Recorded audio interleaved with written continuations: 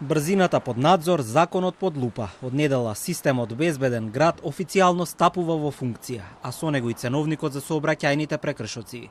МВР ја затегнува дисциплината на улиците, а пречекорувањето на брзината станува најскапиот луксус на патиштата.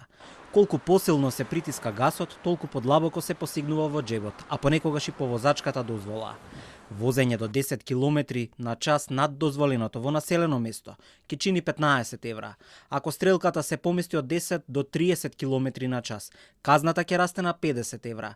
Но кога брзинометарот ќе избега од контрола и ќе надмине од 30 до 50 км на час, казната е 300 евра плюс забрана за управување на моторно возило од 3 до 12 месеци. Надвор од населено место казните се од 20 до 300 евра. Непрописно паркирање ќе чини од 25 до 180 евра, а поминување на црвено ќе се казнува со 250 евра и забрана за управување со моторно возило од 3 до 12 месеци. А додека системот мери километри на час, политиката мери уставност.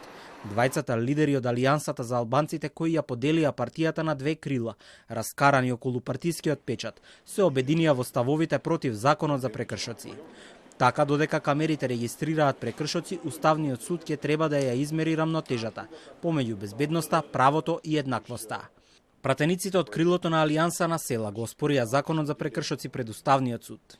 Зошто проект кој веќе месеци се промовира од страна на владата, иницијативата се прави од пратеници во собранието.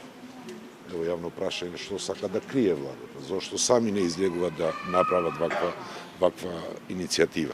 И во законот треба да стои дека пораките треба да дојдат двојазични, како прво.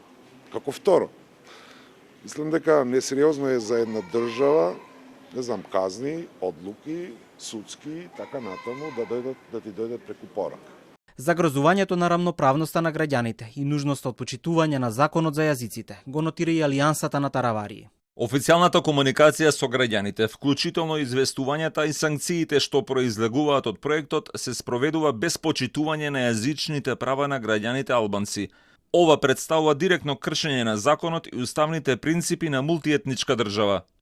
Собранието во петокот по скратена постапка ги усвои измените и дополнувањата на законот за прекршоци, отворајќи го патот за автоматско снимање и санкционирање на прекршоците.